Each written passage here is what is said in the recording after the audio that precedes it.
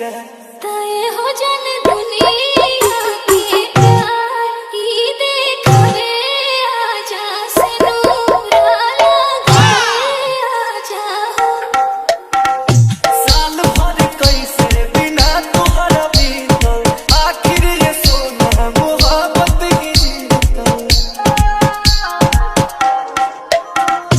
साल भर कैसे बिना तोहरा बीतल आखिर ये सोना मोहब्बत ही जीतल जान हो दिल से रिहा होई गई काट के सजा तय हो जाने दुनिया के प्यार ही देखवे आजा से नूरा लगावे आजा कि हो जाना हमारा के आँखों तू बनावे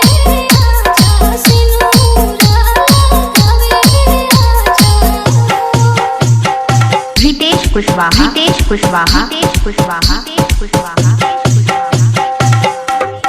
angel mixer angel mixer angel mixer angel mixer फसाना भइल संगे गाना भइल जब से मुझे दिल तोहरो दीवाना भइल छोड़ छोड़ो वास्ते अपने के साथ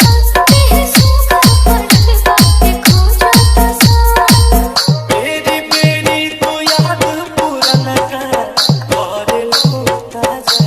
तय हो जाने दुनिया के प्यार ही देखवे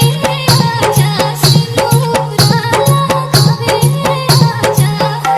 कि हो जाना हमारा के आँखों तू बनावे